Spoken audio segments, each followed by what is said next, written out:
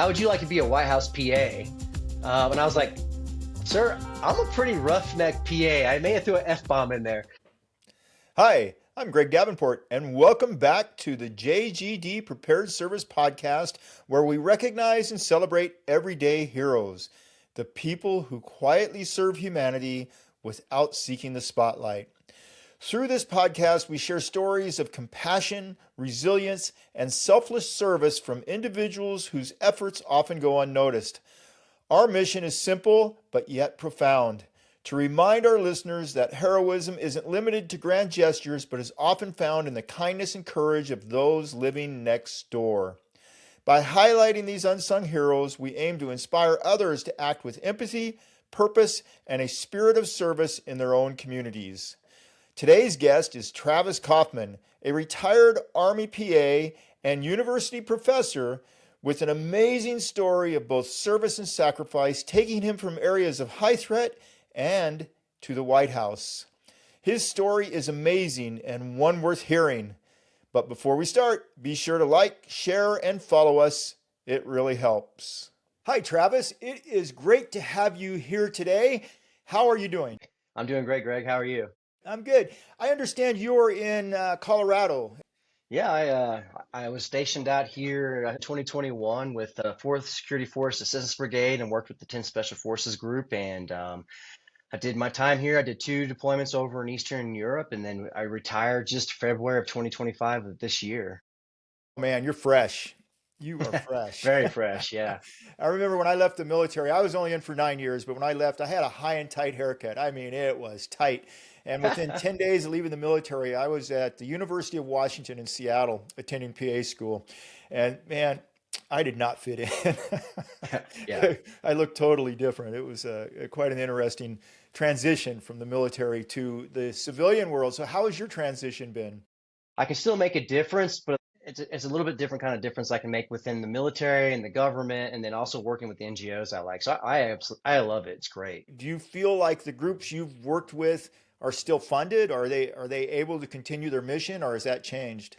You know, some of that's been maybe taken down a little bit, so they're using more of their local governments, which I think is a good thing to have more buy-in from the local governments. I mean, that buy-in is so important versus somebody coming in and being paternalistic and trying to tell them how they should use their funds and take care of the problem that they have. So I agree.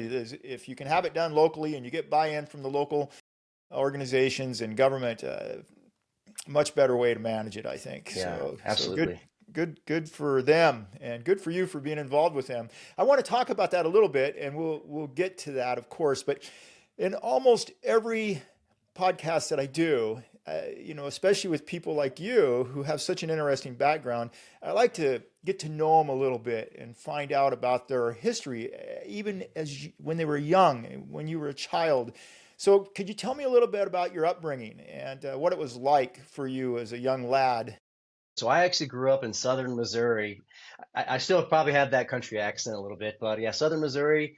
We grew up in actually southern Illinois till I was the age of 12. We lived on a farm. It was a soybean farm, and then some of the wetland protection came in, so we did more beef cattle after that.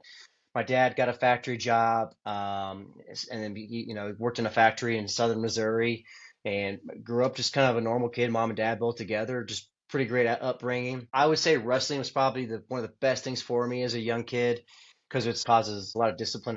And then my dad raised me up in the Boy Scouts. I was an Eagle Scout. I was almost a life for life. If you ever heard that term, I didn't make my Eagle Scout almost to the age of like 17 and a half, but my dad was there with me. I did 1 year of college for nursing school because I did CNA.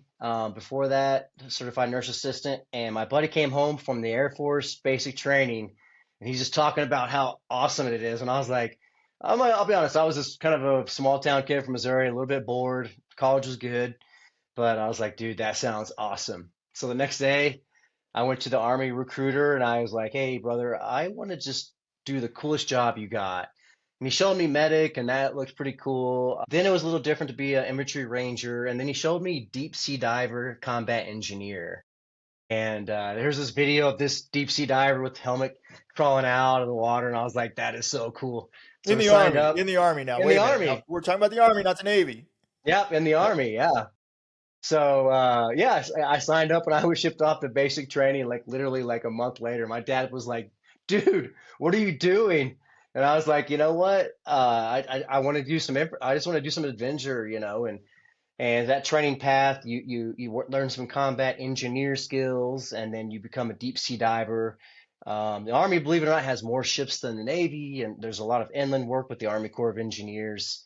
But for me, what kind of changed the path is I joined the Army in March of 2000, and then of course, the next year, September 11th, 2001, that changed the course. I was probably there for a 4-year adventure, and after September 11th, that solidified probably my career of 25 years. So that's kind of how I grew up and somehow joined the military. Why Yeah, did you pick the Army? you know, so my grandfather, so my both of my grandfathers were drafted into the Korean War. My papa, Clarence Sander, on my mom's side, he was a tanker and then became a mess sergeant. He got out of the military as a staff sergeant. And then my other grandpa, he was a communications sergeant. And I always just was attracted to the Army. I thought it was cool. I honestly probably should have done more research. I, I just, I just thought Wait, the did you Army was talk to just any other cool. branches, any other recruiters, or just the Army? Not a single one, not a single one. I just thought the Army it just looked pretty cool and like something I wanted to do. And it was in the history of my family, so I was like, let's do it. I would be curious, though, when you were about 11, did you see or want to be a soldier? It's an interesting thing for me. My mother passed away at the age of 51. She was always pretty sickly from asthma, actually, and then ultimately died of cancer. But at the age of 8 years old, she ran a daycare in the house, which was actually great for me because there was always kids in the house. Um, Growing up, in the country, she had a really bad asthma attack, and they had shown me how to give her an EpiPen, and I had given her an EpiPen at 8 years old, and I was always kind of there for her. So I knew that I always wanted to do medicine. I didn't know what kind of medicine, and everyone around me was a nurse. I'll be honest, to become like a PA or a doctor was, in my mind, was probably just unreachable just because we were poor. We grew up very poor. And thinking about that, and I wasn't super educated on student loans, but I would say that always affected me for wanting to be in medicine. So when I did join the army and I was in nursing school, my dad's like, "Dude, what are you doing? Like, you're not even." And I was like, "Hey, they got this dive medical technician thing I can do. I can get my EMT." But I was like, "I promise you, I will go back to college and finish my degree with the tuition assistance." That was kind of my promise to my father because he was just like, "But I don't know about the soldier thing. I think it was just for me, it was probably just a sense of adventure because the stories my grandfathers have told me. One of my grandfathers, we were actually in the 25th Infantry Division in Hawaii. We both were in that same division. And I remember him telling me about that going to Wait, wait, Korea. wait, wait, wait, wait. Wait. You know, I don't know. Most of my career, I always went to the worst places that you could imagine. You were stationed in Hawaii? I was there for 5 years, brother. It was great. Oh my No, gosh. I did do some Iraq deployments out of there, so Yeah. my family got to stay. But yeah, it's a great, great duty station for sure. Yeah, so I stayed enlisted for 12 years. I made it all the way up to the rank of Master Sergeant E8. So so you made E8 in 12 years. Yeah, yep, just about 12 years. That's pretty fast. That's really Yeah, fast. For those of you who are watching or listening, you should know that an E8, especially in a small career field in 12 years, is a remarkable, remarkable task. It's not something that is easily done, and not very many people do it. So, wow, congratulations. That's pretty cool. thanks. So, at 12 years, you went and switched things up. You were enlisted, you were a burner, man. E8 in 12 years, things must have been going great, and you decided to take a different path. Why did you decide to take that different path? Yeah, so in 2005 we were on a deployment, and I was already doing my college through tuition assistance, one class a semester because I promised my father that I was going to do it. And on a convoy, our unit got hit by improvised explosive device. and there were some injuries. And first off, those combat medics saved a lot of lives that day. And Man, there's some just, amazing people, aren't they? yeah, just, I mean, there was some of our comrades or our fellow soldiers that got killed, and a couple that got severely injured. Got into evacuation and got onto the base there by us, India, Iraq, and Balad. And there's inside this green tent, dirt floor. There's this larger than life figure, and he's just telling these, combat medics what to do, but you could tell they respect him so much. And I was just like, holy cow, who is this guy? Like, just, I mean, one of my buddies is missing both legs and the other is missing a hand, and and they're just saving their lives right there. I mean, and so later on, I got a chance to go talk to him, and I was like, "Hey, sir," he's a captain, 3 in the army, and I was like, "Hey, sir, what do you do? Who are you?" And he's like, "I'm a PA. I'm a U.S. Army PA." And I did ask him. I was like, "Hey, are those guys going to live?" Kind of a question we all ask. And he's like, at the time I was staff sergeant. He's like, "Staff Sergeant Kaufman, we did the best we could do." And I'll never forget that. And I was just like, man. So I started researching what an Army PA is, and I was like, holy cow, I want to do that. I want to be that. I knew I always wanted to be in medicine. Combat medic was something I wanted to train a little bit, maybe get my EMTB, but not necessarily. So I started the prereqs, and it took me from 2005 to 2008 to get those military academic prereqs in college, just to get into the inter service physician assistant program. Was the And then, inter-service program a bachelor's degree at that time? so it's kind of funny. It's not. You don't have to have a full bachelor's degree. It's. I can't remember the exact credit hours you have to have. You have to have a certain number of credit hours, all the basics, right? Like all your But humanities. I Hmm. guess what I'm getting at is I'm old school. I was a Hmm. certified PA. Hmm. I don't even know if we had bachelor's programs when I was certified. Yeah. Then they said that the PA programs needed to be a bachelor's degree. Hmm. And so all programs transitioned into that. And then at one point, they said we're going to make it a graduate program. And I believe all programs now have to be a graduate program, a master's degree, which is crazy. Once they decided to be a graduate program, it met criteria for a doctorate, but that's a whole nother conversation. Yeah. And I've preached on that since 2013. Nobody's ever listened to me. So hopefully those who come behind are getting heard. But nevertheless, I guess what I'm saying is when you were doing the prerequisites for the Army or the tri-service program or the inter-service program, Hmm. was it a bachelor's degree that you were going to enter into, meaning when you finished the PA program, you received a bachelor's, or was it already a master's, or what was it? It's actually a bachelor's and a master's. So after the first year, the didactic year you do at San Antonio, Texas, you get your bachelor's in PA studies. It's like a Yeah, and three then five. It's like that 3-5 thing that they do in college, yeah, right? Yeah. yeah, Okay. it's really great. And what that does is that allows you to become a commissioned officer, which as an O2, which is nice versus an Yeah, that's O1. nice because then you get paid Yeah, for that second year yeah, as a second lieutenant. Yeah, I like yeah. that. Yeah, it's a good deal for the Army PAs, and I tell you what, it's getting even better. That's something we've done with the Society of Army PAs. I'm not sure if you're familiar with Colonel James Jones, but we pushed for actually the enlisted soldiers to actually become officers as soon as they start PA school, just because it starts them on an equal curve with the other officers going through. It's better pay for their families, all around just better. You know what I So I mean? thought it was an E7, but that's probably what it used to be, right? So It's if you E5, E5. E5. Oh, Yeah. Yeah, really? yeah. So if you were an E7 and entering, would you be knocked down to the pay grade of an E5 while you were in the program? No, no, I kept my same rank because You I you started you can. I But started if yeah. you were an E2, would they pay you at an E5 then? They would. Yeah. Okay. Okay. Yeah. But you had to be, I mean, and it hasn't much changed. You had to be in the Army for at least 4 years to be able to apply. So you would have some pretty seasoned soldiers coming in, at least done one tour under their belt with all their college, prereqs done. So Now, when you went, it was Air Force, Army, Navy, Air Force, Army, Navy, and Coast Guard. Coast Yep, Guard. we had them. We had them all. We had, gosh, maybe 2 or 3 Coast Guard in our class. It was pretty awesome. Okay. Now I took you off topic a little bit. I'm still trying to figure out why you made this change. And part of it was a promise to your dad. Part of it was you always had a childhood interest in working in medicine. What was there more? And part of it was what you saw in Iraq. Yeah. Was there more to it than that?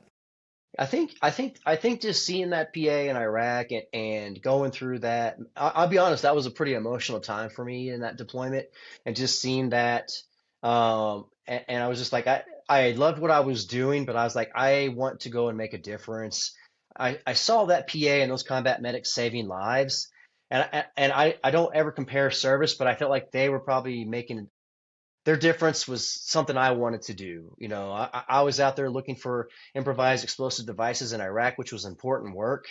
But if I could be that PA to save lives, that's what I wanted to do. And it put a fire in my belly. I kind of downplayed that day in 2005, but that day put a fire in my belly that I can't describe. It was a To catalyst. It was become, a it was, change of trajectory. You hit yeah, something that switched you over on a new pathway. yeah, That's pretty it's, exciting. I mean, it's not exciting. I mean, your story is a sad story, but you used it in a positive way. It's a sad story because you saw tragedy. You saw friends and life and death things occurring, and those are ghosts that'll never go away. But you turned this into a positive pathway for your future. yeah, absolutely. I Yeah. mean, and for me, because and the IPAP you write the personal statement, right? And I remember my personal statement. I don't remember much of what it says, but I do remember I want to take care of the the most important patients in the world, and that's U.S. Army soldiers. And it's pretty corny to think about it, but in my mind, that's what I thought. Because I joined the Army in 2000 before September 11th. But these heroes, these men and women beside me that joined after September 11th, they joined the military knowing they're going to go to war. Right. Like, to me, that there's not much more heroic or courage or any way to describe that for someone that joins after something like September 11th and knowing they're going to go to war. Right. And I had so much respect for that And, generation. and it's Yeah. so different. I mean, you know, I'm almost 67, so I was a young guy when my brother went to Vietnam. And I remember back during Vietnam, everybody, not everybody, but most people could expect one deployment to Vietnam, which would be 11 months long. To go a second time, to go a second time, almost always, and I don't know, maybe I don't know everything that went on, required that you volunteered. But a mandatory deployment, as far as I understood, was 11 months, one time in your career or your short time in that military vehicle. Nowadays, or after 9/11, people are getting deployed all the time, and to different theaters.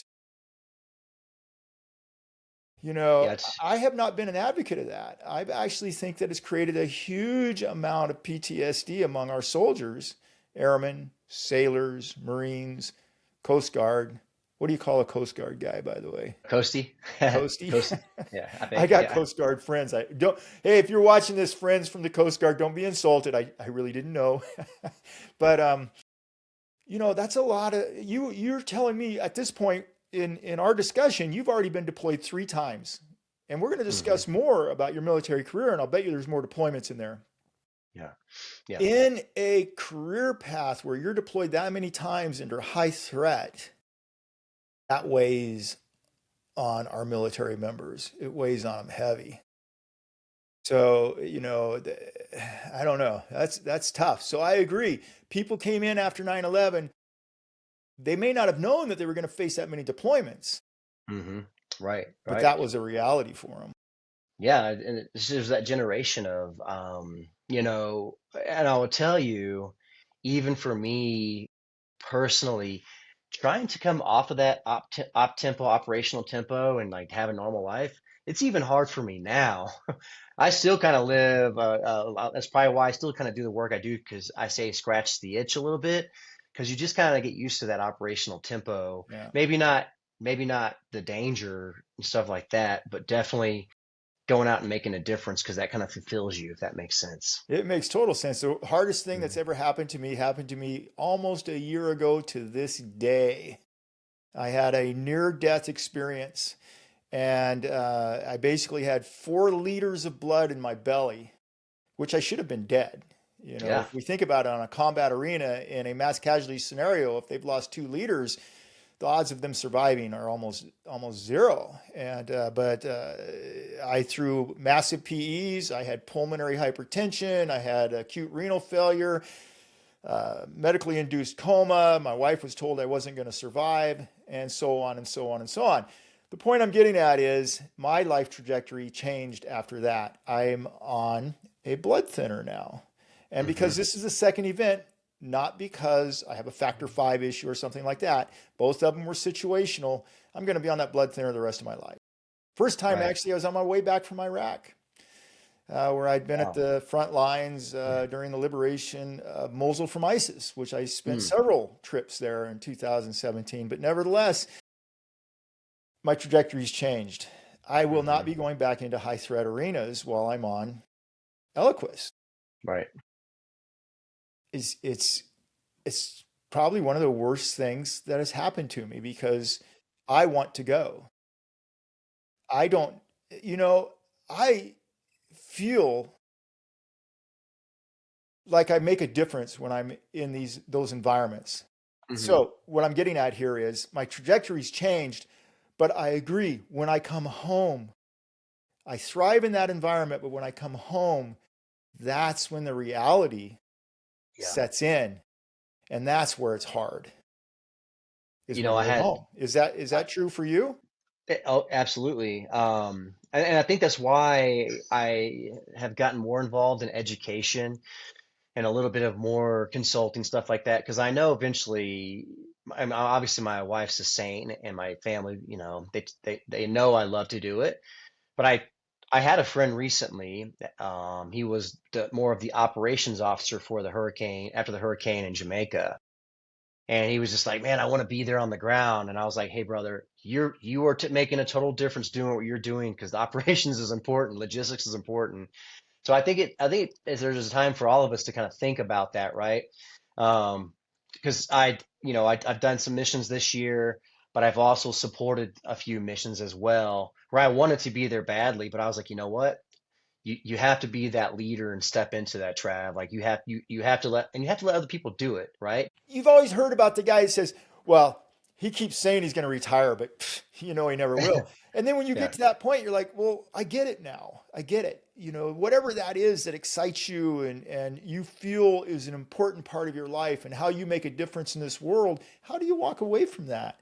Even Yeah. though it's just full of bad, I Yeah. mean, it is full of bad. I mean, you've been there, you've seen the death. I've seen the death, but probably worse than the death is when you see the life of somebody whose life has changed Hmm. significantly because of the arm or the leg or the traumatic brain injury or whatever it might be. How do you deal with that? So So you deal with it through diving into the education pathway is what I heard you yeah, say. and I'll be super honest with you. Something I've disclosed more recently, but my last year in the military of 2024 into 2025, I actually because of I've done 8 combat deployments. In 2023, we had a fellow PA commit suicide pretty much right out of retirement, and we were all taken like, holy cow, like no one saw it coming. And I was like, what have you done to work on yourself? So I went to our psychologist and I said, hey, I just want to talk about it and see and I actually did some EMDR my last 6 months for post-traumatic stress. And I talk about that now because I think it helps empower others that are maybe like, oh, that'll affect my career, my clearance, my secret clear. I'm like, it doesn't affect any of that. I'm like, it Yeah, will affect it if you have an issue. that's a big fear. The people are Big time. afraid because, again, they thrive in those environments. They feel like they're making a difference. They feel like that's what they were trained to do. And if I tell somebody that this is creating stress in my life, will they pull me from the thing that's keeping me alive? It's keeping me going. Yeah.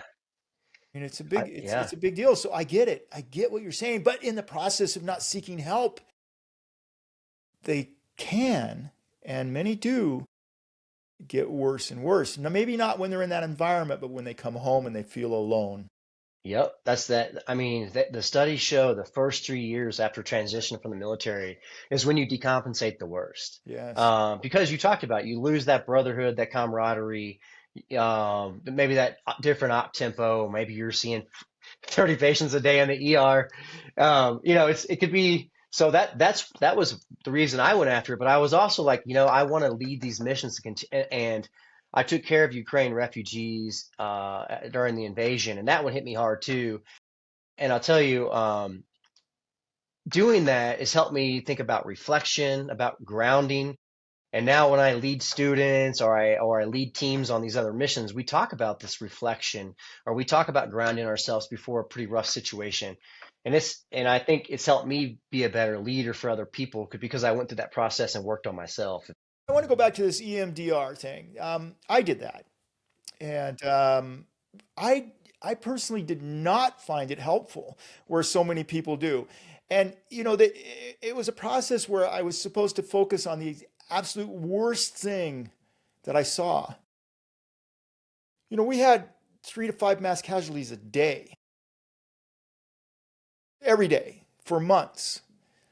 How do you, I couldn't focus on one thing. So I struggled with that, but yet she kept telling me if I could get through that one, it would help me with all the others.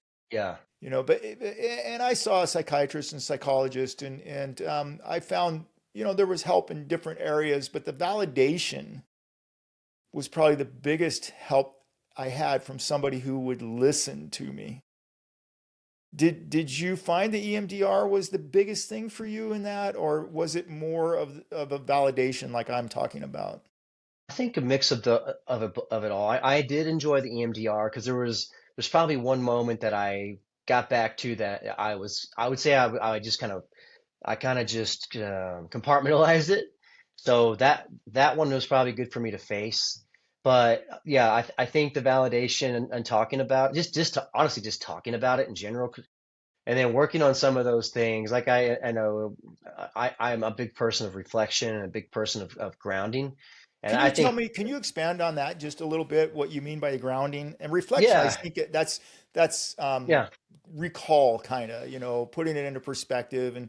But what's the grounding? What do you mean by that? So for grounding, this is something I do. I actually I went skiing with my son, and we get off the first slope, and I'll actually take a knee. I do it different, but I'll close my eyes for a minute, and I'll taste the taste in my mouth. That's the first kind of sense I go for, and then I listen to what's going on in my ears, and this noises, and sometimes it's familiar. Then I do smell, and then I'll touch the ground, and it could be sand, it could be concrete, it could be snow, and then I open my eyes, and for me this weekend it was my son there, and I was like, hey, and I made him do it with me, but Did you um, make I him, or I did didn't you I asked him to do it requested with and he me. said, "Cool, Dad, let's go." Yeah, he's pretty cool about all that, but for me it like brings you into the moment because sometimes I could just go through the motions and not be in the moment, or I did this when I worked at the White House Medical Unit. I did it when I was before I took care of those Ukraine refugees. I did it this last time in Ukraine. It brings me back into the moment so I can be centered and be like a good operator, but also be there because I've caught myself at times just taking myself like I'll be there and I'll be going through the motions and doing it, but I'm not truly there. And I like the grounding because it brings me into the moment. I'm like, all right, Right. I'm here. And it makes the experience so much better, or it makes me better, or it helps me bring my team together. It's almost like a kind of a form of meditation, Yeah. if that works for you, I would Hmm. think. And I think I told you in a text before we got together today for here that yesterday my phone made it into my washing machine. So, so I don't have my phone today. It's in a plastic bag with a bunch of silicone, moisture absorbing packets, and hopefully it'll be better tomorrow. The phone works, but the cameras are all foggy on it. But Yeah. nevertheless, Yeah. I walk about 3 to 5 miles every morning, but I do a formal 2 mile walk with my dog. I have a hunting dog, and if I don't take him on at least a 2 mile walk, he'll drive me nuts all day long. I mean, so every day, 365 days a year, no matter what the weather is, we're out there humping. And this morning, I did not have my phone. And my phone gives me entertainment. While that dog's running circles around me, I'm listening to a podcast or some type of entertainment or education, whatever it might be. I didn't have it today. And when you were telling me about your grounding, I actually did that, but not Nice. formally. I actually, there's snow on the ground and it crunch, crunch, crunch. I started listening to that. And it was Yeah. just so cool to actually hear each step crunch on the snow. And then I felt the coolness on my hands and I could smell the air. It's interesting you brought this up. So I actually went through that process just because I had nothing distracting me. Right.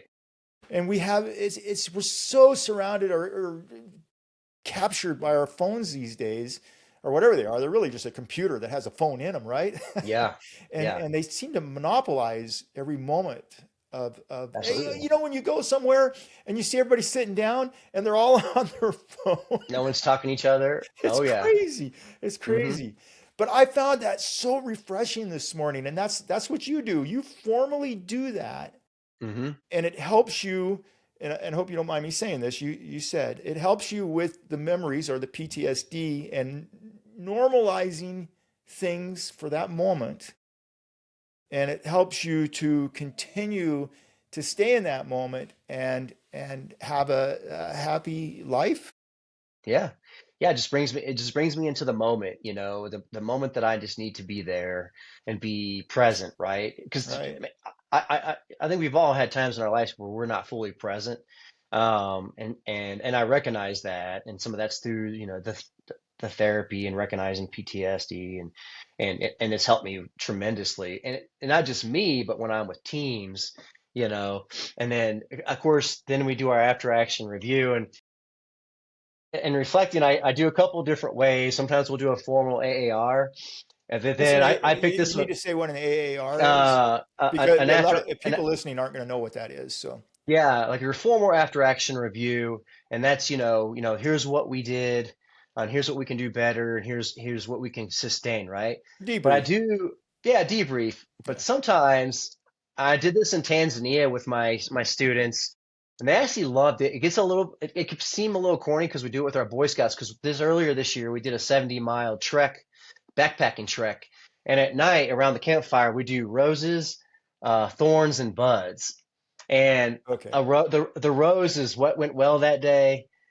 Your thorn is what didn't go so well, and then your bud, what you're looking forward to. And but I tell you what, when you make people sit and think about that, it also helps them get to know each other a lot better Yeah. too.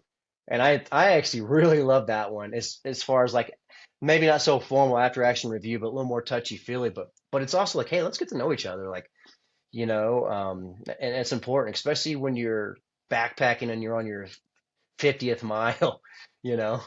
And there's a lot of thorns. It's a lot of thorns, Yeah. right? Especially Yeah. especially with teenage boys. Yeah. Yeah. Yeah. I love how you're talking about your interaction with your kids and your wife too. I just love that. I think you had a great role model, but I also in your parents, but I also think that you've created, this atmosphere. Do you think though that there was a struggle with you deploying so much when you were gone? Yeah, no, for sure. Um, and I recognize that my kids were little in my early deployments, which I tell a lot of people, if you're going to deploy, it's actually better to deploy when they're young because they don't remember when they're teenagers or preteens. Gosh, and I did 5 years at the White House Medical Unit, and I was TDY or on I was gone temporary duty assignment for 280 days a year at times.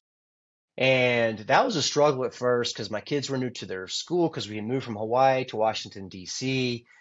And so That's a transition. gosh, yeah. So that's when I truly learned about being present. So they knew that dad worked and they were really proud of their dad. But when I was home, I was fully present. Like I had to put the phone away. I was playing with them. Like I had to be fully there. And that's when I really started learning about being present. And anybody that came and worked with me, the PAs that were like with me and my colleagues, I'd be like, hey, if you're going to survive, your family's going to survive at this job. When you're at work, you're at work. When you're at home, you got to be present. And that was like the first thing I would tell them. I was like, that is the only way your family is going to survive this because it's a great assignment, but I mean, 280 days a year is very challenging as well. So So that's, why were you, yeah. if you were at the White House, this is during the White House time, right? Yeah. Why were you gone so much? I'm a little confused with that because I didn't work at the White House, so I don't know. But were you like when the president or vice president or somebody would go somewhere, were you just going with them or Yeah, believe it or not, so the PAs of the White House has about 56 personnel, about nine doctors, physicians, about nine nurses, about nine paramedics, and 17 to 18 PAs. So the PAs actually become the main medical planners. Our first year there, you do your tier one training, and you become, obviously a trauma expert, but you also become a medical planner. And the reason the PAs do it is because say the president goes somewhere in America, the PA will go 3 days before and create a whole medical plan with the local hospitals and EMS. But we can also treat people on the ground because remember, we're making our medical plan, but Secret Service is making a security plan. You got the comms team making a comms plan. You got Air Force One making their plans. So we all make our plans together. But if they're on the ground and they get ill or they get hurt, you got a PA on the ground that can also take care of them with our gear. So it's kind of a beautiful job because you get to do clinical stuff, but you become this expert medical planner. Now, when the president goes overseas, you go about 10 days before. So you can imagine all the places in the world the president travels, there's a PA doing that. right? Mind you, back at the White House, there's several clinics that we take care of. We still take care of the first lady. We take care of the vice president, the cabinet members. So you're always, if you're not traveling, you're on duty. So it's you could count on maybe one day off a week, maybe. Wow. Wow. So Yeah. did did you ever have at the White House somebody say, "I don't want to see a PA. I want to see a physician." You know what? I may have had it. I may have had it one time where I had someone say something in the realm of that. And maybe it was maybe a beginning of the administration when they were getting to know us. But once they got to know us, they were like, I want to see the PA. I love that PA. Yeah. You get it every once in a while, but for the most part, especially if you're in India and they got the deli belly, they're really thankful that the PA is there taking care of them, you know? Right, right. Wow, that sounds. Yeah. I just didn't imagine that that was what went on there. I thought it would be a stuffy job, to be honest. I thought you would be stuck in the White House. You're in a clinic, and oh, blah, you It know. it is the beauty of that job is all the personnel that were brought in were most of us were pretty combat hardened PAs, couple deployments. So when I went to interview, because when I got the call from the division PA at Schofield Barracks, and he's like, "Hey Travis, how would you like to be a White House PA?" And I was like, "Sir, I'm a pretty roughneck PA. I may have threw an F-bomb in there." I'm like, Yeah, I've been with the infantry, the Rangers, the Special Forces. I'm like, this mouth is not meant for the White House. right, right. And he's like, brother, that's exactly what they want. And I was like, okay. So when I went to interview and I met my fellow colleagues, I was like, oh, these are my people. They're very operational, very down to earth, hard workers. You do get polished up a little bit, obviously, because it's the White House, but operationally, they want PAs that can work outside the clinic, that can do sutures in the back of a Penske van, or Yeah. you know. So it actually was really good. But then the more you get to know like the politics side of the house, it's all apolitical job, which is great. Everyone loves the military, which is really good, and so you get to learn all that. It's a very apolitical job. I got to work with the last 6 months of President Obama, all of President Trump, and the first about 8 months of President Biden. Never once did I feel as a military there was any politics my way. It was just a lot of appreciation, and The way just it should just be. I hard mean, work. Yeah, yeah, it was reality. great. Yeah, it was a great assignment. Yeah, that's pretty cool. That's wow, interesting. So going backwards a little bit because we skipped forward, so what I've heard so far is enlisted 12, went to PA school, worked as a PA, and during that time, you not only worked in deployment capacities and bases, but you also worked at the White House.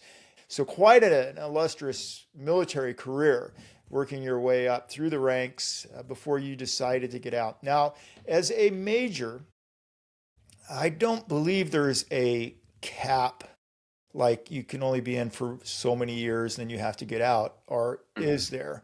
Why did you Mm-mm. decide to get out at 25 years? What made you go that way versus, hey, I'm going to stay in till they kick me out?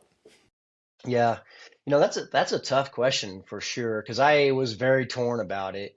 Um, when Ukraine got invaded there in 2022, I was put on the Romania-Ukrainian border, and I took care of about 3,000 Ukraine refugees in a matter of 5 days. And I was with more of a special ops unit then, and we were a small team with not a lot of gear. We did a lot of great work, but I was just kind of thinking about that time there, and I was thinking about my family, and I was a little bit doing some adjunct professoring at University of Lynchburg, and I was like, I love all this adventure, but I feel like I want to take it and maybe give this knowledge to other people. And how can I do that? So it took me some be looking internally at myself and seeing what I wanted to. And I was like, do I really need to be a 30-year lieutenant colonel, maybe colonel in the army? Do I need that? Do I need to leave my family again for 6 months? Because that, in a matter of 3 years, I did two 6-month deployments. Um, That's my, hard on a I, family. And as you yeah, said, your kids were older now. yeah. And Yeah. my daughter, she's almost 18 now. She hated deployments as a teenager. She's like, Dad, you're always leaving us. So I started looking at that. My daughter's a senior in high school. My son's a freshman in high school. Looking at moving again, and I was like, you know what? It's been about me for these 25 years. I got to make it about them. So that was my decision. I wanted them to finish high school here in Colorado, a little more stability, and that was kind of the decision, really. It just, Do you yeah. think they would have PCS'd you out of Colorado Springs? No, they were looking at it already, and this is what you gotta love about the military. Now, I think I could have probably went back to Washington, D.C. There was an opportunity for there. I didn't know if I really want to do that at life again. The lovely thing about the Army is, I was trying to actually extend to maybe just let my daughter get through high school and stay in. And of course, the Army and their great wisdom, they're like, well, we'll just send you to Korea for 9 months to a year and leave your family at home. And I Yeah. was like, what? I Yeah, was we'll like, give you a short tour in Korea. There you go. yeah. After being deployed for a year out of 3 years, and I was like, okay, that's and that and that's when you do have to come to the fact in the military, no matter what you've done, you are still part of the mission, and the military is going to find you a spot for the mission, right? Right. So, and those are some things I just thought, it's time to focus on the family more. Let them finish high school here. Try not to move them in the middle of it, and those were all my deciding factors. But I knew that I could do the same things I was doing on the outside and probably still make a good difference, which things I've been trying to work on. Yeah. Tough transitions, tough transitions, as we've Yeah. already talked about. And I think that it's only been since February. You haven't even been out for a year yet. So you're Mm-mm. probably still struggling a little bit with that, but it sounds like you've got a good foundation and Hmm. so on. So you went through the University of Lynchburg's doctorate program and got your doctorate of medical science, and then you started adjuncting at the University of Lynchburg, and you became full time in February.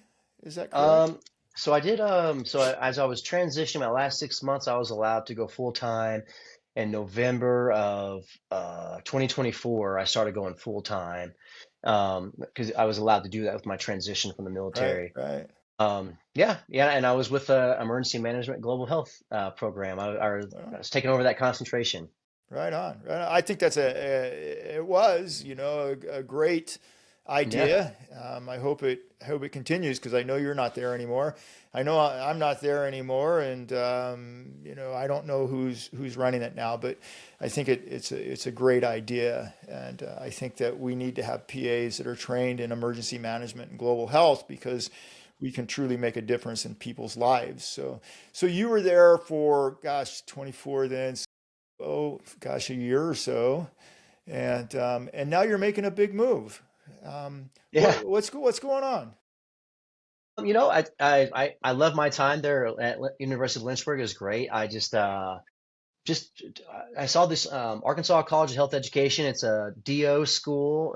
They're teaching, physicians, they're teaching physical therapists, occupational therapists, and they're missing a PA program, and they wanted to start a PA program. And I was like, that's amazing, especially because they're really focusing on rural health, and especially there in Arkansas, and global health is a big part of it. And we're talking to them. We got this amazing doctoral medical science that we do for PAs, which I think is an amazing that we're doing this for our career path. And I was like, hey, what do you think about a doctor of executive leadership? And I'll tell you how I got the idea. On LinkedIn, I was just showing our cool missions to Tanzania and Panama, and I had a couple of nurse practitioners, a couple of physicians, and quite a few dentists hit me up on LinkedIn, and they said, hey, Travis, you got this badass program at University of Lynchburg, but it's only for PAs. Like, why can't I do this? And I was like, that's a good point. That's a great point. So that birthed the Doctor of Executive Leadership. And then I was thinking about from a global health standpoint, and I was like, okay, there's so much to learn there. I was like, okay, I want to do here's the focuses I think are important. So we're actually bringing the Doctor of Executive Leadership and emergency management, disaster response, and then we're a whole separate concentration in global health and humanitarian medicine. So kind of took that beauty and separated it in the two because what I saw is I have students, some are really interested in the disaster trauma, emergency management, and the others are more the global health. And with amazing partners like Global Health Impact, Disaster Medicine Institute, opening up this education to not just PAs but nurse practitioners, paramedics, emergency managers, and just letting them get into it. And in the global health piece, gosh, we can really get into here's how to start your own NGO, a non-governmental organization, if you want to do it. This is the business side. This is the planning for a mission side. And then of course looking on the emergency management disaster, there's so much to learn there. So really open that up while they're doing their doctoral work. And what I love about it too is with the Doctor of Executive Leadership, it can be a little bit more project based with their doctoral project, right? So Right. if you want to create the emergency management plan for active shooter situations in your community at all your schools, then that's going to be the project you're going to work on. Because for one thing, you can write a paper on it, but you can also make a difference in your community. And to me, and I had this difference in Ukraine recently, I'll tell that example. In Ukraine, I was in the Donbass region, and I got to train 28 medics to do prolonged casualty care. And I didn't do a whole lot of frontline care. And I was kind of like, oh man, I really want to do the frontline care. And one of my colleagues, he's like, dude, you probably, versus saving maybe 18 lives in a matter of 10 days, you probably saved 1,800 lives because you just trained 28 medics to do work, right? That's how I'm kind of looking at it is we're getting to train these people in global health, humanitarian medicine, emergency management, disaster response, and then they can go out and change their piece of the world, right? Right. Maybe it's their community, maybe it's in Nebraska for the schools, maybe it's in Tanzania. I'm talking to a student today about an NGO in Tanzania. So that for me is fulfilling, and it goes back to the whole transition question. I feel like I'm still making a difference, so I think that's Right. helped me a lot too doing that. It's the ripple, right? It's the Yeah, ripple. yeah, You train this person, and you just don't know how far that's gonna reach out, and then how many people are they gonna impact, and so on and so on, and that's pretty yeah. cool. It sounds like an exciting program that you're building. I know probably most of the people that went there with you, and they're a great group of people, very well educated, very talented, very Gosh. compassionate and caring, and you're all just a wonderful group. Now, Arkansas. I was in Arkansas in, I don't know, 2009, 2010. It was not PA friendly. Yeah. It's the worst place I have ever been to as a PA in my life. Very, very negative at that time. Now they had one PA school at that moment. Now they have two, and soon they will have three with you guys. Is Arkansas more PA friendly now? Yeah, I think it's more PA friendly, and that's the beauty of it too, right? So we're bringing in different experiences. I've worked with the Colorado Academy of PAs. Of course, Dr. Welsh and Dr. Ross. They've worked with the Virginia Academy of PAs. We've all kind I of worked with actually gave AAPA. I actually gave Dr. Rolfs her first job. She worked for She me told me. and in PA Yeah, education, and then Jeremy and I worked very parallel pathways back in the day. But go ahead, go ahead. yeah. No, and it's amazing for me. Um, just to give a little bit on Jeremy and Jenna, when I speak with that group, I'm like I'm usually the most experienced guy in the room, but in education, I'm the most inexperienced guy in the room, and I'm like, you guys just brought me here for my other experiences. I understand. No, Yeah, they come together. They come yeah. together, right? Yeah, There's academic learned and there's life learned. And when you can combine the two, then you've got a pretty good thing. You always want to, and you know this, you always want to surround yourself with people who fill you out. And, 100%. so it goes both ways, and you guys probably, they fill you out in certain areas and you fill them out in certain areas. And that Absolutely. creates that Yeah. synergy that's so needed. Yeah. But as far as Arkansas goes, that's a big thing we're going to be a part of is bringing that experience there. We're already going to be doing a lot of speaking with the Arkansas Academy of PAs conference, I think coming up in March. We're going to get involved with that academy as well, and then we'll just kind of look at the legislation there and to see what needs to happen. The great thing too is Arkansas College of Health Education. They're their senior administration there, they are very involved with Arkansas in general and just making sure that they can do the best for the patients. That's what I love about their mission is it's all about wellness and how can we just do better for Arkansas. So I think they'll support us like very much in doing that. And of course that causes that ripple effect too. The other PA programs that are there in Arkansas, the other medical schools, because there at this school we're going to have physician PA partnership training together, Right. which is which is awesome. I mean, we get to train these PAs right next Yeah. to these DOs. I think It's the way that's it should gold. be. I Hmm. adjunct, I'm pretty much retired right now, but I adjunct with the Southern Illinois University Yeah. program, and they have, it's a DO school also and a PA program. They have 10 DOs that do that first year of PA school with the PAs. And so Wow. there's this huge interactive and academic process. And I think that's important because if we're going to be team members in the delivery of healthcare, then we need to understand each other. And Absolutely. I think that there's a lot of ignorance about what PAs are trained in and what they can do by people who have never rubbed elbows with them and they just don't know. So, these are corrective actions and I really think they're a good way to approach it. So good for you guys. Yeah. I mean, we're all a team, right? I mean, I never once in the ER have I done a whole ER shift without either talking to another PA, another physician, ortho, my Yeah. nurses that got my back. I always tell every PA student, when you're in ER, you follow a nurse around for at least 2 days and you do all the IVs for that nurse and you Yeah. do exactly what they tell you to do.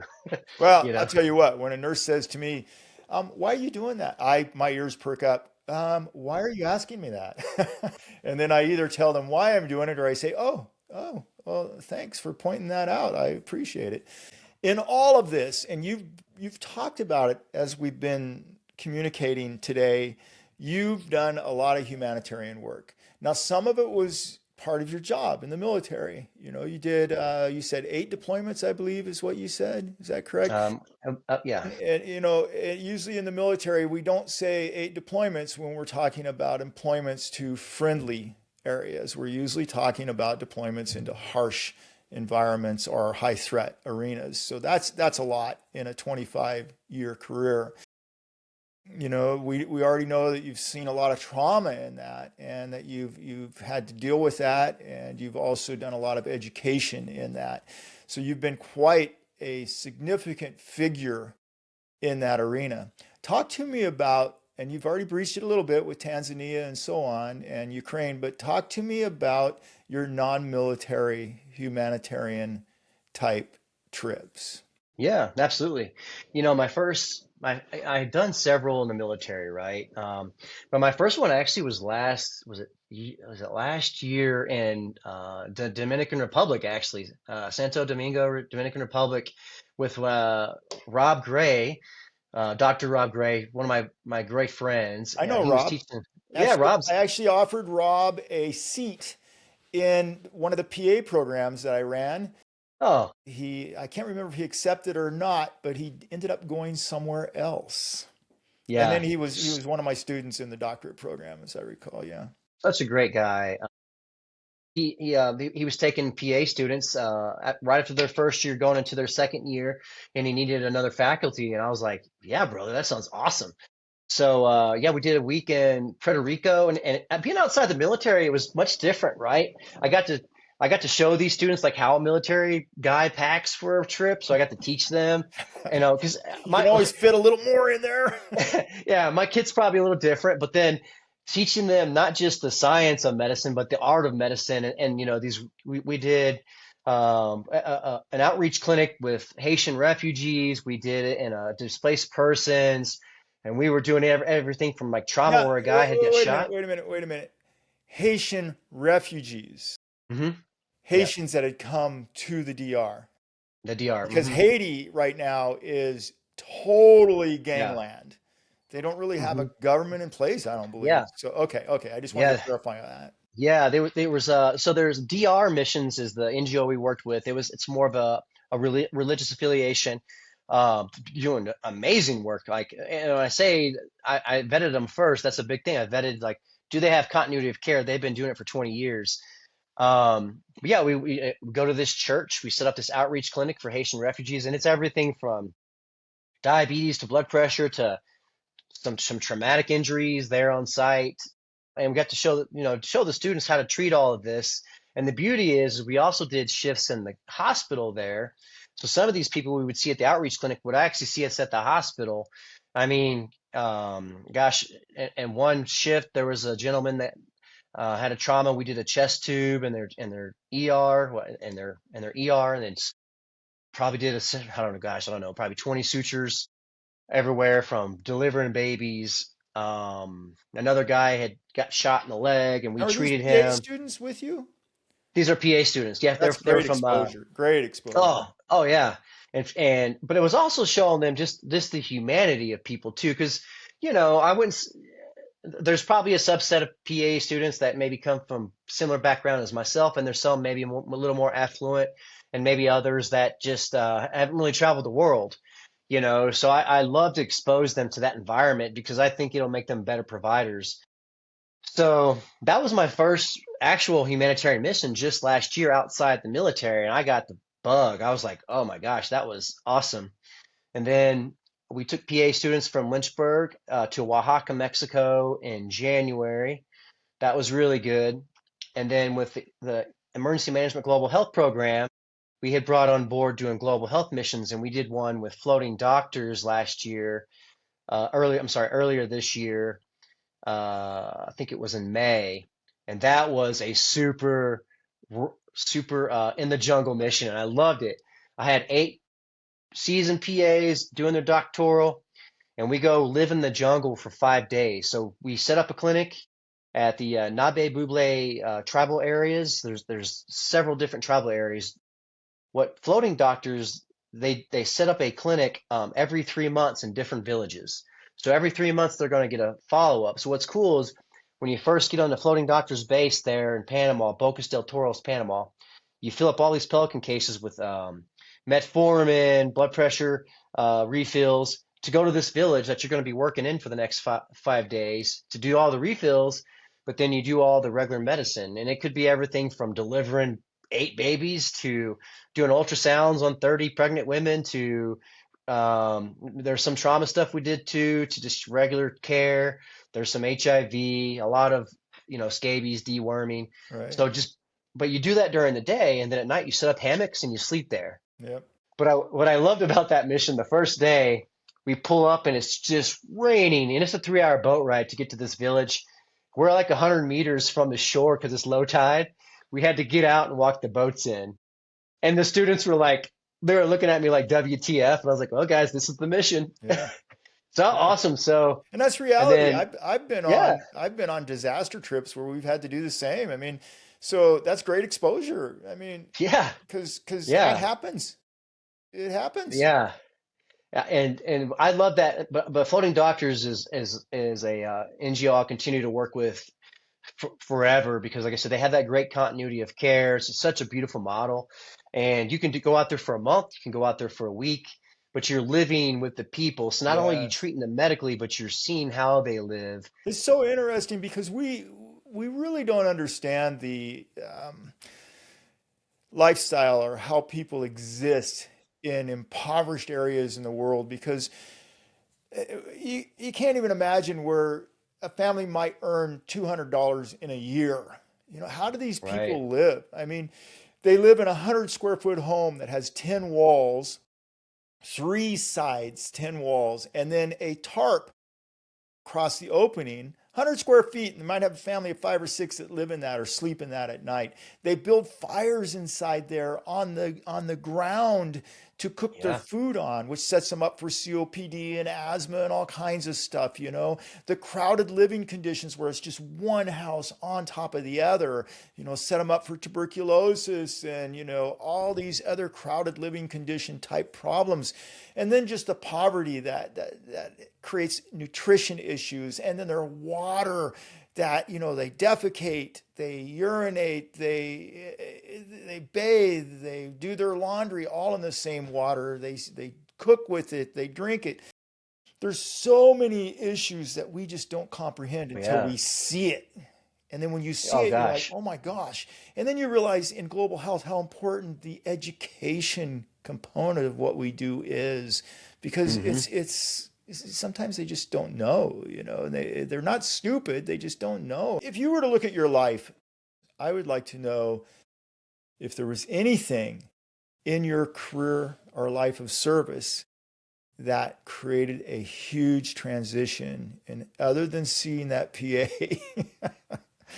that created a huge transition in how you move forward in life and your thoughts on life. Yeah. Well, I'll tell you, so for me, really my first deployment to Iraq as a PA, it was my first major battlefield trauma. And I had great training. I knew I was ready, but you know, nothing really prepares you for that kind of battlefield trauma when you're in just a little green tent with some amazing medics that are 19 to 22 years old. Nothing Right. truly prepares you until it happens, right? And I remember it was a 22-year-old from Texas and a 19-year-old from New Jersey, and they had some pretty catastrophic wounds. And I thought back and I was like, holy cow, like this is it. And we wound up saving their lives. I remember immediately going outside as soon as we got them on the helicopter to evacuate them. I went outside and I just threw up in the back of the tent. And it wasn't because I was scared or I was grossed out. I think it was just the adrenaline and I was just like all those emotions, right? They just Right. kind of flooded through me and I was like, okay, I'm the PA now. But I looked at that and I did that after action review with my medics. I put my arms around them and I realized like, man, we're all just human beings. You know, we've done so much training to go on this deployment, and I never really thought about that until that very moment. And the humanity of just looking at their faces because they're like none of them had ever seen anything like that before, except for a mannequin in training. And I had only seen it in the emergency room and the trauma centers, never outside the hospitals. For me, I wanted to make sure that I let them know like the work that you do matters, like what we're doing right now truly matters, and don't forget the humanity of what we're doing, you know, and that's something that stuck with me forever. It doesn't matter if I'm working in the clinic, seeing a frequent flyer or in the emergency room. I always want to put my you know my feet in their shoes and think about that human being in front of me, not the case. You know, it's the human being, and so that's something that's always stuck with me Right. in all this work I do. And I try to remind everybody, like, man, we're just human beings trying to take care of each other, I like the and word that's that you use, humanity. I mean, I think sometimes we forget that, you know, there is a humanity component to what we do. You know, I yeah, remember the first major mass casualty scenario that I saw. And I'd worked in emergency medicine for quite some time and had seen a lot of trauma up to that point, but it was so devastating with arms and legs missing and a lot of other issues and young children, little kids. Hmm. And I remember there was a pause that happened with me where I was just staring in disbelief that humans could do this to another human being. And a good friend of mine that was there with me, and we were under fire. It was not a sterile environment. He yelled at me, and he yelled my name, and it brought me out of that Okay. moment of Sometimes you need that. Yeah. wow. It was just like that moment of wow. I don't even know what else to say. And in But training, you yeah. can't train for that. You No, can't uh-uh. train for that moment. I mean, and in the ER we see a lot of trauma, Hmm. but it's a little more sterile. It's just a little bit more sterile than the battlefield or the battlefield trauma and all the inhumanity. Now, don't get me wrong, there's inhumanity that goes on that's seen in the ER all the time. But I don't know. There's just Yeah. that wow factor that the first time where you're you're just kind of what the crap, you know, what's going Yeah. on here? Yeah, I think it's interesting too, and this is something that they don't really teach you going through military PA school. These same soldiers, you're like their primary care provider before you deploy, right? You're getting their vaccines and you're seeing them for whatever. But then once you deploy, you still do their, we call it disease of non-battle illness. So if they get a cold or they sprain their ankle doing physical training, but then when they go to battle, that same soldier that you saw for a cold, or maybe that same soldier was drinking beers with your medics before they left because they all hang out together. It's right. a unit.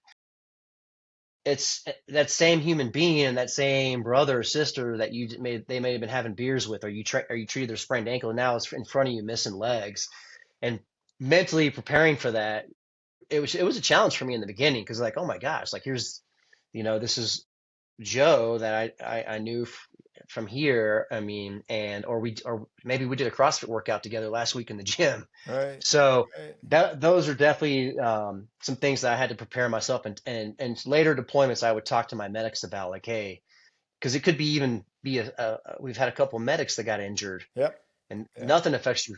For me, sometimes that would affect me the worst because those are my babies. Yeah. So We had medics got killed.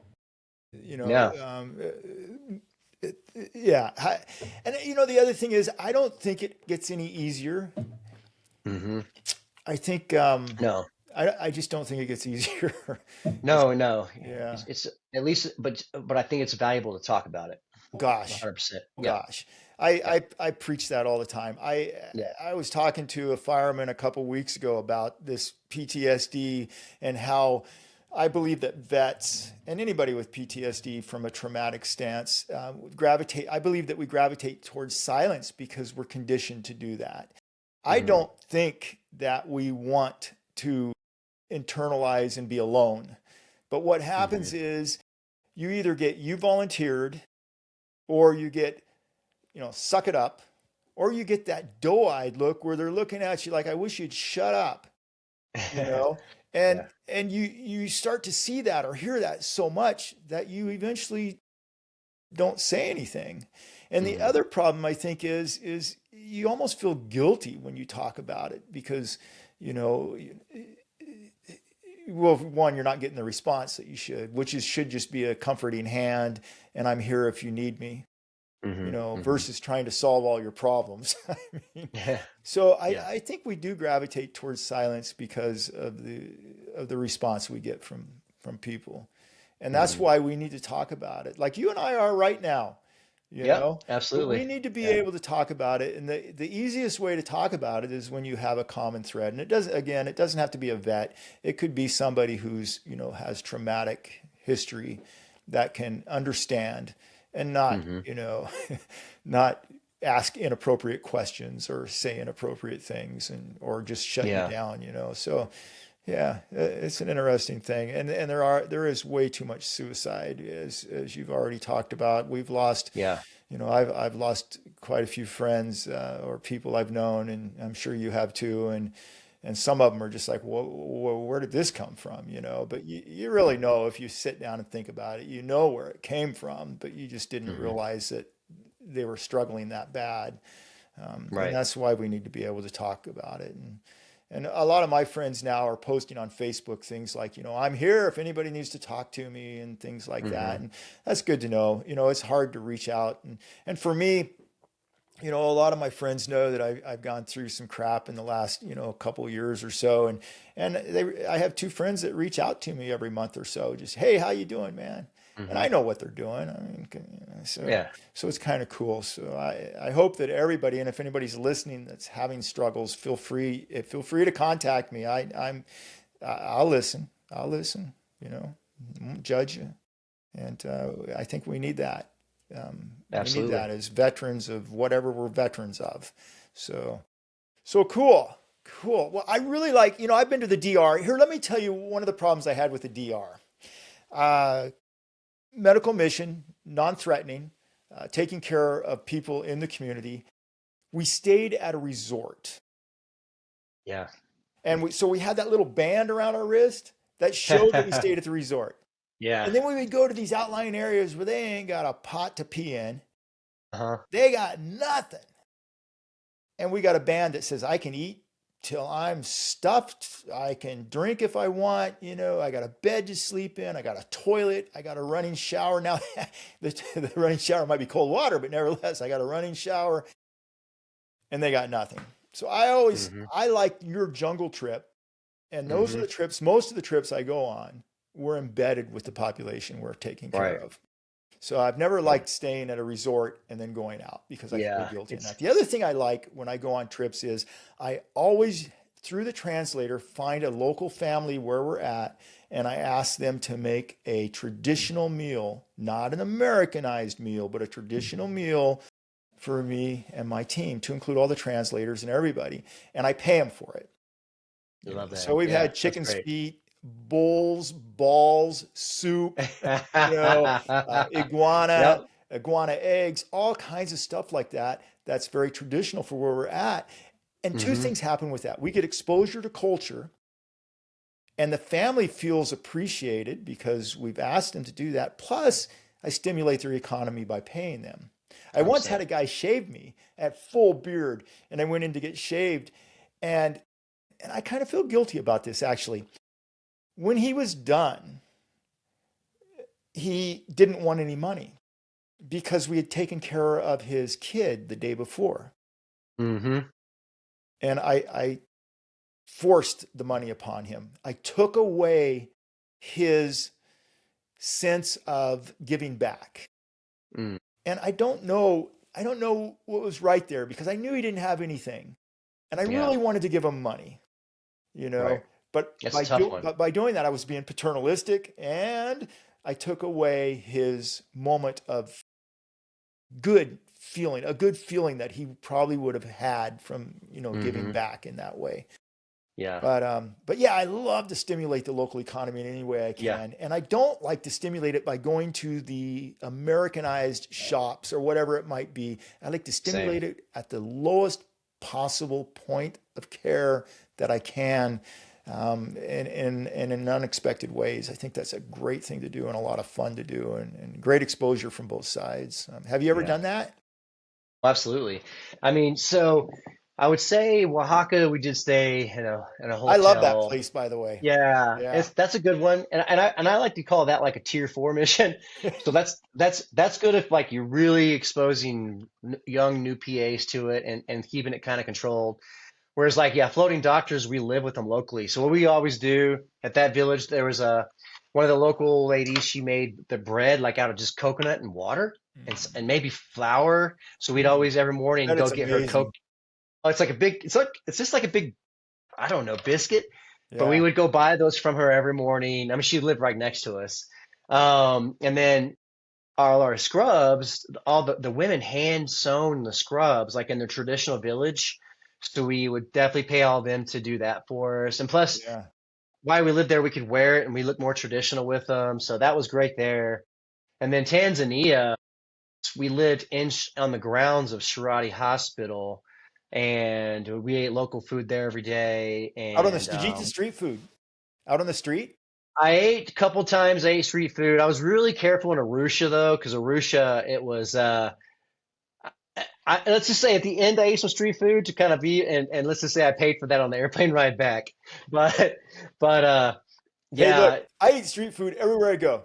Everywhere I go. And when I was in Yeah. India, man, every morning I'd go out on that street and we were in the most impoverished area you could even imagine. I'd go out on that street and that guy would be making something or this guy would make something. I'd be like, I want that. And I'd eat it. I always had Cipro and Yep. Ondasartan close by.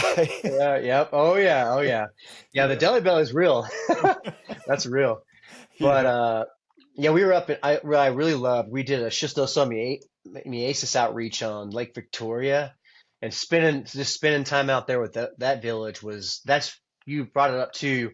You could see where they fished, their laundry. It was all together on the same Yeah. beach, Yeah. And something as simple as like a little pill of praziquantel, could change their life. Every 6 months they get that, and just seeing that little bit of difference and working with those people was Yeah. awesome. You know, it's Yeah. interesting because a lot of people will come in and they'll give them, a deworming medication and then leave, and then nobody comes back. Oh, crap. Yeah, yeah, 6 months later, they yeah, got worms again. I mean, and that's that continuity of care that you talked about and how yeah. important that Gotcha. is. I think if you're not giving continuity of care, all you're doing is going there to get a picture of you holding a baby so you can brag that you Uh-huh. did a medical mission. If you're really going to do humanitarian work, you have to create continuity of care or make sure that you're vesting or working with a company or an agency that Yeah, does continuity of care. that's that's the key. And I learned that lesson actually when I took care of the Ukraine refugees because we had about, gosh, 100 and I think it was like 107 children that had no parents. So we put engineer tape around our little aid station, and we had all these children. And I'm talking to the International Red Cross and the government of Romania, and I'm like, who's taking these children? You can't just let them go to anywhere because human trafficking's such an issue, right? Right. But we actually got them to set up a Ukraine refugee center in Galatz. And I went back there just shy of a year later, and there was like two of the children that I had treated, and they remembered me, which I thought was crazy. And one's showing me her little pet mouse. Um, Pet but mouse. but it but it I love seeing that because I was like, okay, that actually did work because you get kind of scared with all these children and Yeah. where they're gonna go, because either their parents were killed or they were fighting or um and and you make a good point. It's continuity of care, continuity of like who's going to take care of these people, Yeah. if it's a refugee kind of situation. So You're gosh, just yeah, a tourist. If you're not giving them continuity of care, you're worthless. yeah, I mean, 100%. short of people who are doing, I'm talking medicine. If you're going there for cleft palates or, Yeah, yeah, surgical type interventions, that's a little different story. I'm talking on the medicine side, and yeah, and we unfortunately, I think we've seen a lot of that throughout history, and I hope that that trend is reversing because it really is so important that there's some follow-on care, that follow-ons, that yeah. follow-on, that follow-on. It has to continue. So My two biggest rules, with my students are: the first rule is if you can't take care of yourself, how do you expect to take care of other people? yeah, yeah, And then the second rule is make sure we have an established continuity of care, and that's what we talk about with these different agencies we work with to yeah. know that we're doing it. Yeah. How cool! How cool! When's Yeah. when's your program going to launch in Arkansas? June. So June of 2026, we'll launch our program. Pretty excited. So now you're talking about the That's D. the Doctor of Medical Science and the Yeah. Doctor of Executive Leadership. Okay, Yeah. because I know that, yeah, the PA Yeah. program, I you got to think get through like RPA. 2028. Yeah, that takes Yeah. a while. I don't. Yeah. I'm sure or maybe you don't know. I've built 3 programs from Yeah. scratch through RPA and regional, and it took 2 years from the day I would arrive until we would get our first students and get through all that stuff. I mean, what a Yeah. what a process. So you've done a lot. You've got an amazing history. Thank you.